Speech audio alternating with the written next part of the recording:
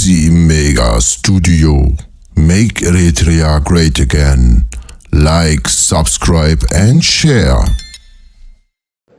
Exactly what you just said now. Look, we might be discussing about the crisis in the Tigray region, but Ethiopia began to get engulfed in wars soon after he came in Oromia regional state, his own turf, right? And in Amhara region today, in Oromia, the wars continued there. There's no indication whatsoever to end them through political settlement. We have seen assassinations of the likes of Hajalu Hundesa, the likes of Bati Orgesa, men who should not have been assassinated,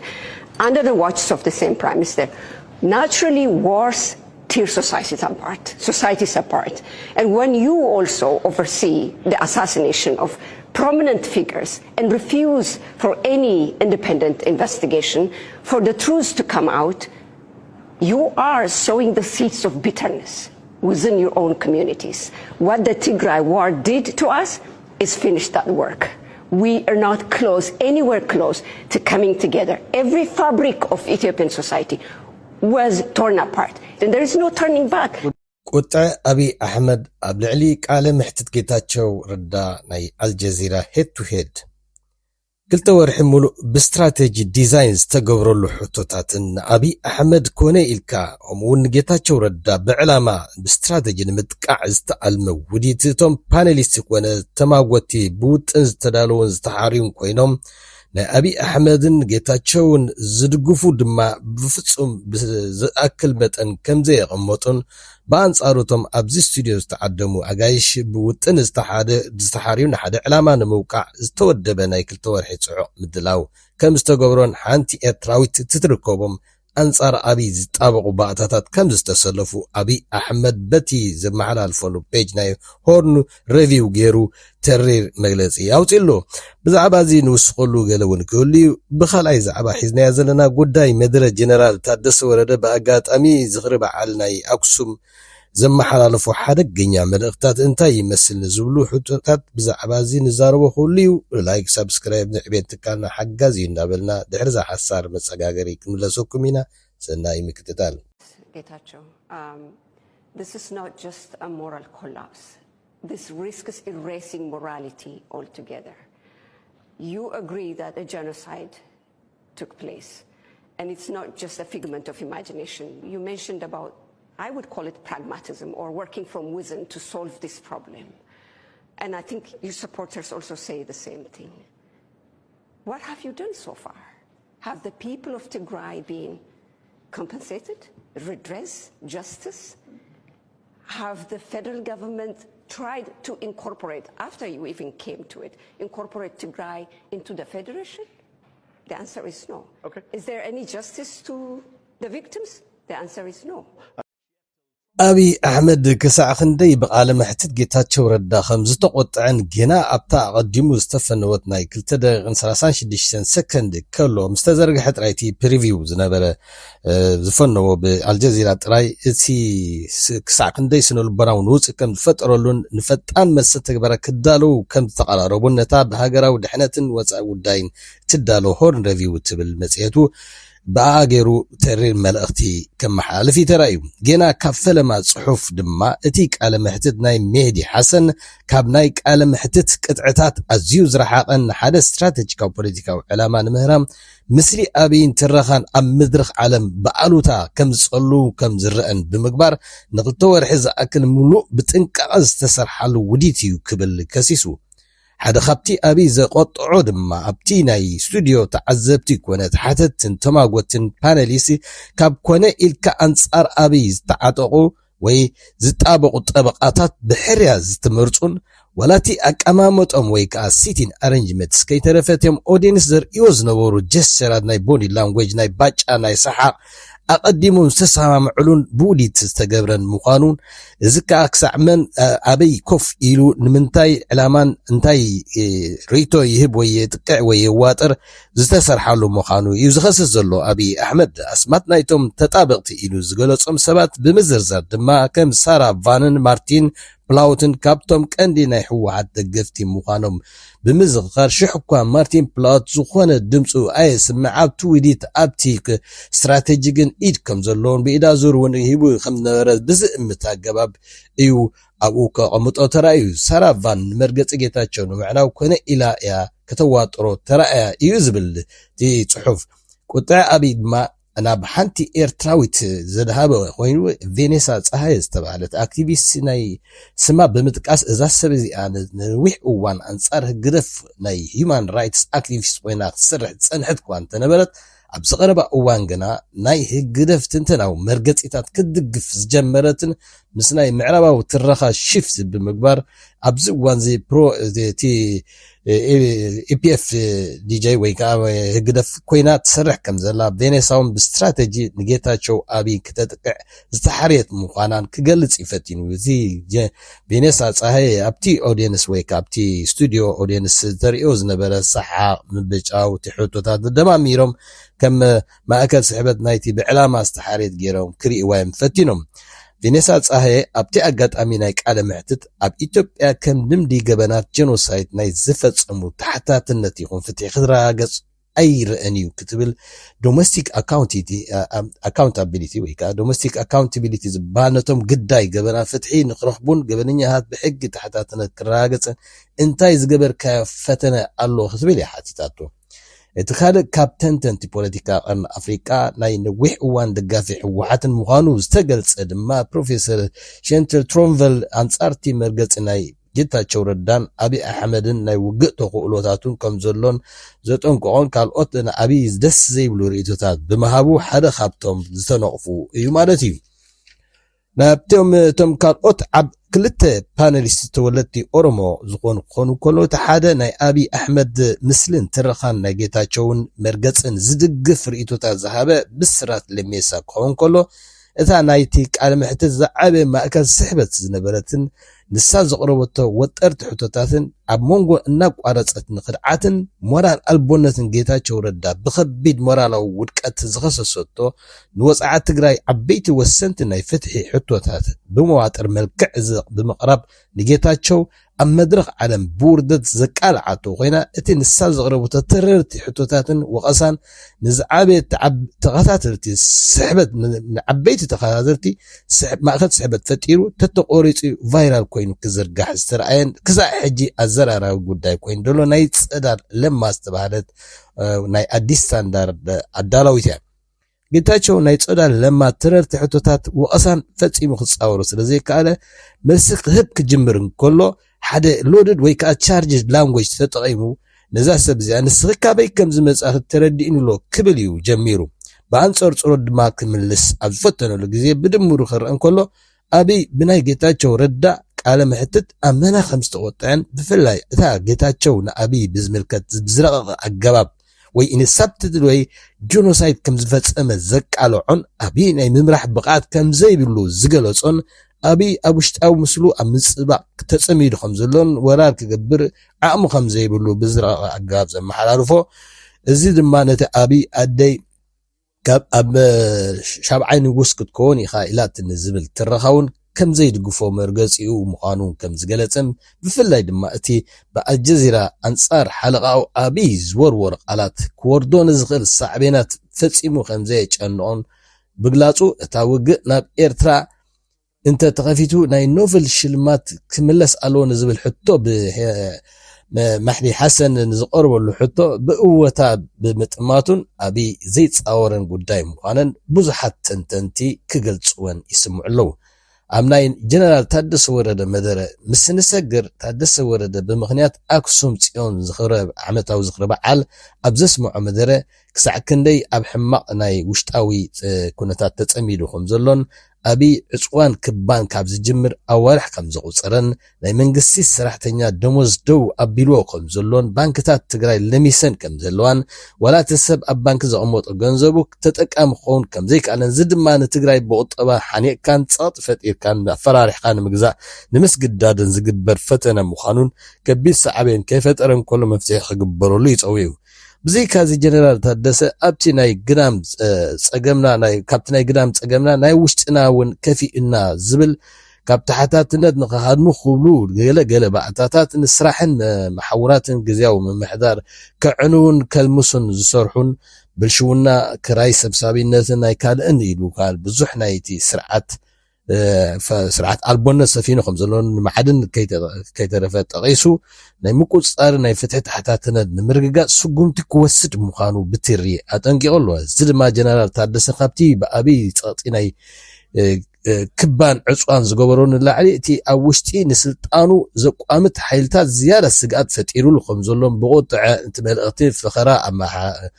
ወሲኹ ከመሓላልፍን ትቀናታቱ ድማ ኣብ ውሽጣዊ ክብል ከሎ ኣብ ውሽጦም ከምዘይ ሰምዑን እዚ ድማ ብቐጥታ ነቶም ኣብ TDF ዘለው ቶም ካብ ኮል ላዕሊ እናበሉ ዘላግፅሎም ነዚኦም ዘተኮረ ምዃኑን እሳቶም ኣንጻሩ ይስርሑ ከም ዘለውን ስልጣኑ ኣብ ሓደጋ ከም ዘላ ከመሓላልፍ ፈቲ ነዚ ኣመልኪቱ ድማ ተሪር ስጉምቲ ክወስድ ይዝብል ዘሎ ክወስድ ኣይወስድን ቀሲልካ ዝረአዩ ብሓፈሻ ግን ኣብ መዋጥር ከም ዘሎ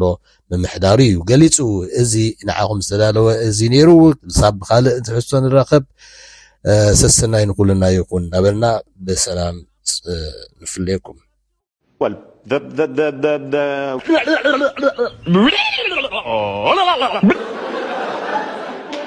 Go to our very patient audience here in the Conway Hall in London. If you have questions for Getachew, please do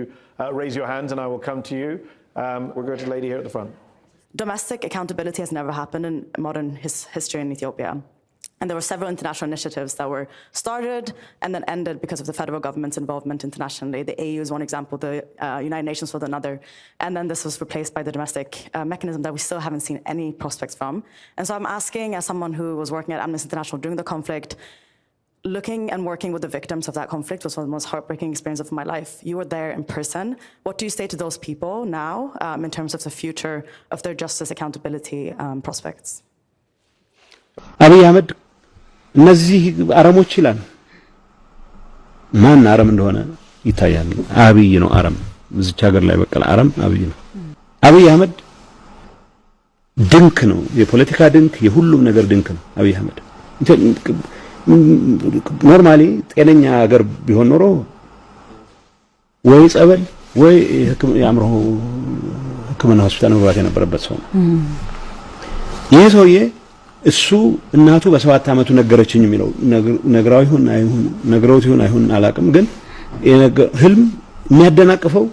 ሌላ ሰው መስሎ አይታየውም። ህወሓት ማለት ነው የትግራይ ህዝብ ነው የሚያደናቅፈው። በአካል የነገረን ነው ነግረሽ አብይ ከሚመራው መንግስት ጋር መቀመጥ በምንም መልኩ ለምንም ዓላማ መቀመጥ ነውር ከነውር በላይ ነውር ነው። አብይ ያመራር ዘይቤው ፈረንጆች ሞደስ ኦፕራንዳ የሚሉት አብይ የሚመራበት ዘይቤ ማደናገር ነው። አብይ ምን ማለት ሰብስታንስ ነው? ከትምህርት ማስረጃው ጀምሮ በማደናገር ላይ የተመሰረተ ነው። ስለዚህ ጊዜ ወስደህ ሰከን ብለህ የት ነው የተማርከው ብለህ ብትጠይቀው የሚመልስልህ ነገር የለውም። ለምሳሌ ትምህርት ቤቶች ተዘጉ፣ ለአብይ ደንተው አይደለም። ትምህርት ቤቶች ወደ ጦር ካምፕነት ተቀየሩ። የተከበሩ ብፁዕ አቦና አቡነ መርዓ ክርስቶስ፣ የተከበርኩም ብፁዓን አቦታት፣ የተከበርካ ዶክተር ደብረጽዮን አቦ ወንበር ህወሓት፣ የተከበርክንን ዝተከበርኩምን ካብ መላእ ትግራይ ዝመጻኹም ምእመናን፣ ዝተኸበርክንን ዝተኸበርኩምን ካብ ጎረቤት ክልል ኣምሓራ ተሳጊርኩም ኣብ ቤተ ክርስቲያንኩም ቤተ ክርስቲያን ሕዳር ጽዮን ንምብዓል ዝመጻኹም ምእመናን፣ ዝተኸበርክንን ነበርቲ ከተማ ኣኽሱምን ከባቢኣን ዝተኸበርክንን ኣመራርሓ ጊዜያዊ ምክራት ትግራይን ጸጥታ ትግራይን በመጀመሪያ ካብ ጥንቲ ጀሚሩ ዓመት ንዝኽበር በዓል ሕዳር ጽዮን ማርያም ብሰላም ኣብፅሓኩም ኣብፅሐና ክብል ይፈቱ። ኣብታ መበቆል ስልጣነን ማእኸል ኩሎም ክብርታትናን መንነትናን ማእኸል ባህልን መሰረት እምነት ክርስትናን መሰረት ጥበብን ታሪክን ዝኾነት ቅድስት መዲና ኣክሱም ኣብ መንጎኹም ተረኺበ ናይቲ በዓል ተሳታፊ ብምዃነይ ዝተሰምዐኒ ሓጎስ ልዑል ምዃኑ ክገልጽ ይደሊ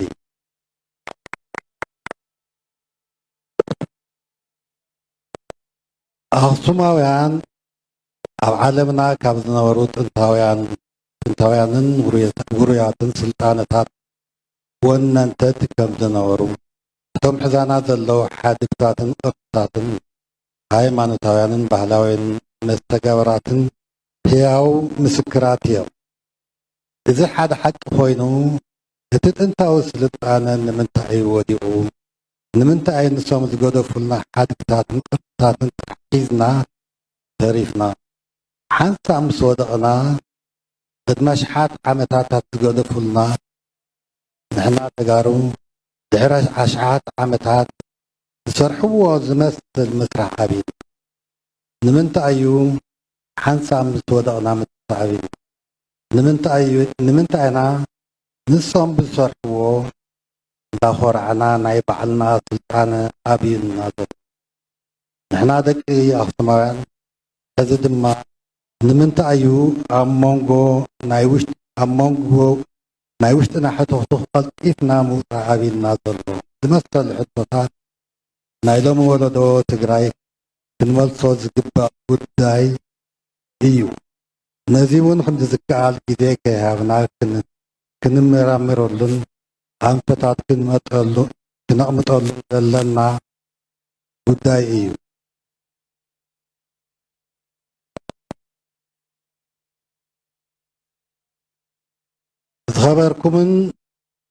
ዝኸበርክንን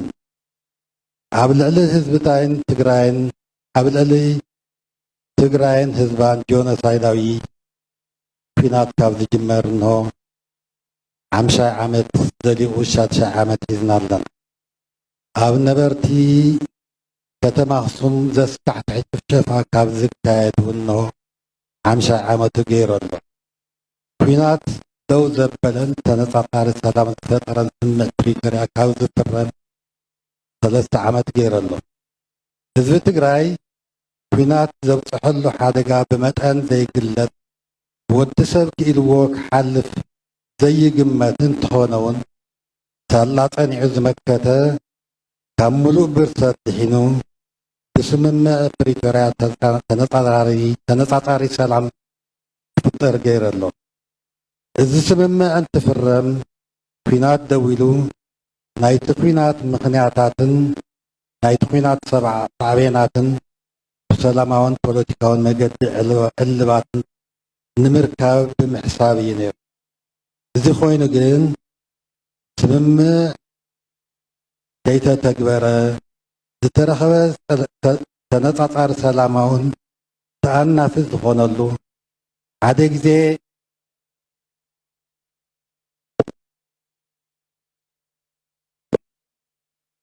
ሰላም ሓደ ግዜ ሰማይ በፂሑ ኩናት ክለዓል ዘምስል ካልእ ግዜ ድማ ዝወርድ ውጥረት እንዳተኣነገድና ንነብር ኣለና ነዚ ውጥረት ዘጋደሉ ኢኮኖምያዊ ፅዕንቶን ዕፅዋን እውን ከም መቕፅዕን ፅዕንቶ መፍጠርን ንውራት ኮይኖም ኣለዉ ካልእ ተሪፉ ናይ ነውሪ ዝኾነ ደሞዝ ንዝነብር ሰራሕተኛ መንግስቲ ናይ ደሞዝ ድጎማ በጀት ካብ ዘይለኣኽ ካልኣይ ወርሒ ዘሎ ባንክታትና እውን ካሽ ኣልባ ኮይነን ኣብ ኢኮኖሚ ትግራይ ዝፃወቶ ዝግባእ ኣወንታዊ ተራይ ትረፍ ህዝቢ ዝዓቆሮ ናይ ባዕሉ ገንዘብ እውን ክጥቀም ክገብራ ይከኣላን እዚ ኩሉ ነቲ ፀገም ሓላፈ እዩ ዝብል ነቲ ፅባሕ ቅየር እዩ ኢሉ ተስፍኡ ዘይፅንቅቕ ህዝቢ ብግዲ ናብ ጫፍ ዝደፍኦ ዘሎ እንትኾነ እውን ሕዚ እውን ብተስፋ ንሰላማዊ ፍታሕ እዩ ዝፅበ ዘሎ ጊዜያዊ ምምሕዳር ትግራይ ብሰላማውን ፖለቲካውን መንገዲ ክፍትሑ ዘይኽእሉ ናይ ኩናት ምኽንያታት ይኹኑ ሳዕቤናት የለውን ዝብል ፅኑዕ እዋም ከም ዘለዎ ብተደጋጋሚ ግልፂ ገይሩ ሕዚ እውን እንተኾነ ዝፀንሑን ሓደሽትን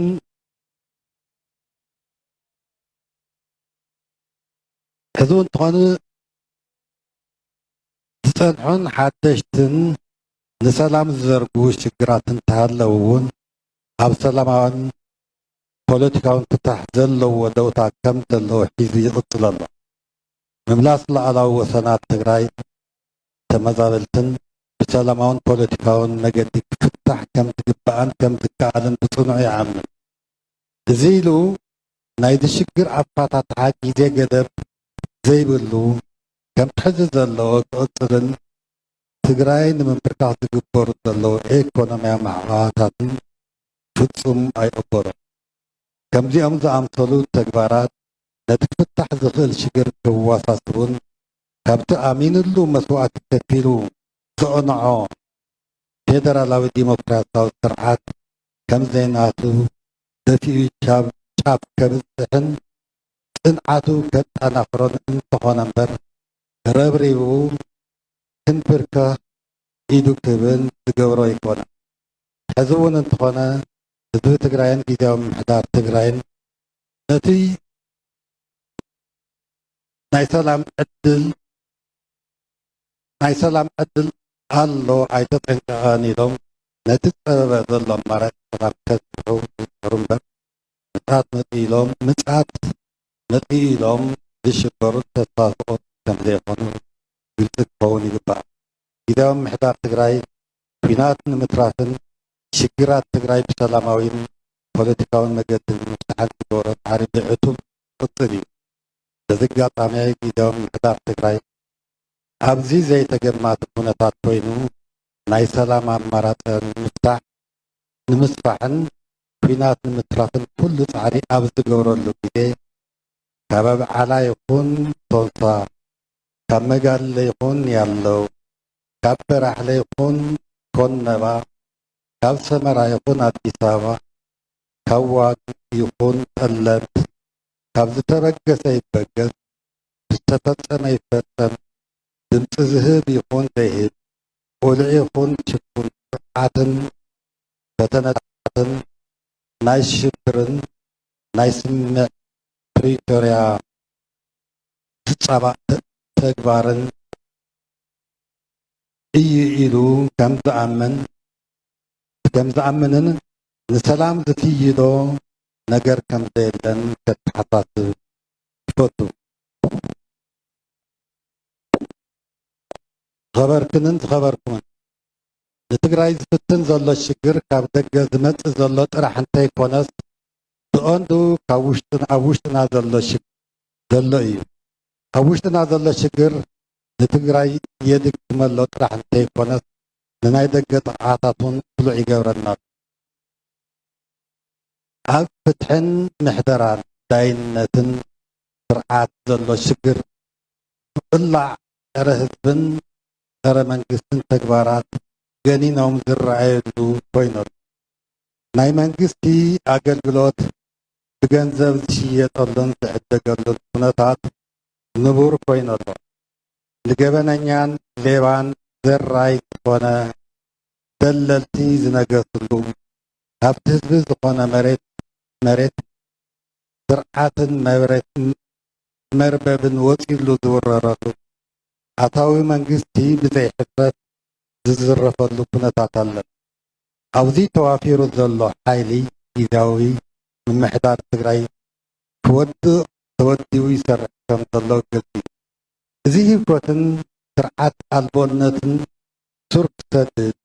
እዚ ድማ ቀጻሊ ናይ ሃብቲ ምንጪ ዝገብሮን ዝሓቶ ከይህሉን ዝገብር ዘሎ ሓይሊ ናይ መዓድን ስርዓትና ህዝብን ጊዜያዊ ምምሕዳርን ትግራይ ብዝጎድን ዘናሹን መገዲ ናይ ዘይሕጋውያን ዓደንትን መዛወርትን ትግራይ ኣቀብትን መፃወቲ ኮይኑ ፀኒሑ እዩ። ጊዜያዊ ምምሕዳር ትግራይ ነቲ ኩሉ ሽግር ንምፍታሕ ናይ ሕጊ ልዕልነትን ምርጋፅን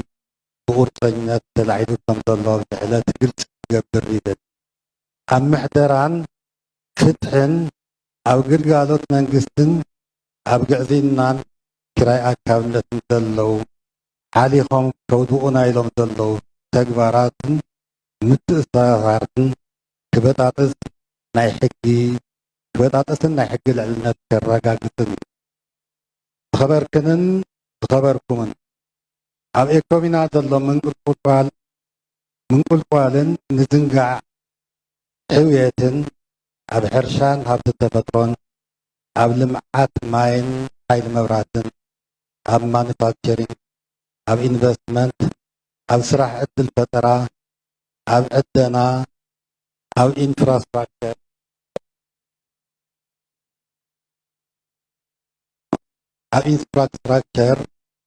ኣብ ምዕባይ እቶት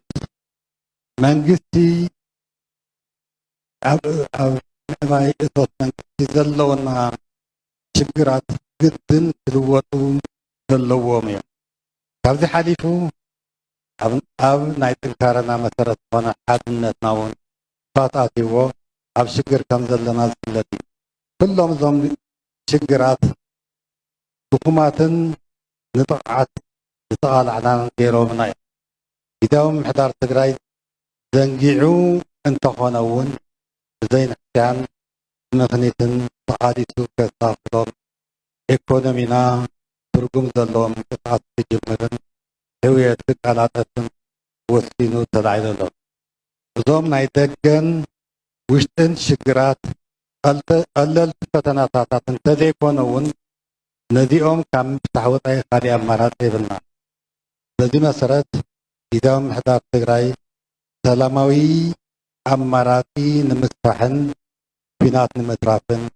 ናይ ውሽጥና ሽግራት ንምፍታሕን ንባዕሉ ኣብ ቅድሚ ተሰሊፉ ዕንቅፋታት እንዳፈትሐን ብናይ ባዕሉ ምክንያት ከይዕንቀፍ ንባዕሉ እንዳፀየት ናብ ስራሕ ይኣቱ ከም ዘሎ ስለ ዘሎ ንዕውትነት ዝሓዞም መደባት ናይ መላእ ህዝብና መዳርግቲ ኣካላት ከምኡ እውን ፖለቲካዊ ኣመራርሓ ትግራይን ሙሉእ ዘይጎደለ ድጋፍ ከም ዝረክብ ዘለዎም ልበ ሙሉእነት ግልፂ እዩ ብኸበርኩምን ብኸበርክንን ኣቦታት ምእመናን ሕዚ እውን ደጊመን ምኩዓዕ ንመበል ንበዓል ሕዳር ማርያም ጽዮን ኣብፅሐና እንትንብል ቀጻሊ ጉዕዞና ናይ ሰላማዊ ፍታሕ ውሽጣዊ ፀገማትና እንዳፈታሕናን እንጠናኸረሉ ከም ዝኸውን ዘለኒ ተስፋ ልዕል ምዃኑ ከይገለፅኩ ኣይሓልፍን ዘለኣለማዊ ዝኽርን ሰማዕታትና ትግራይ ክትሳገር እያ የቐኒየለይ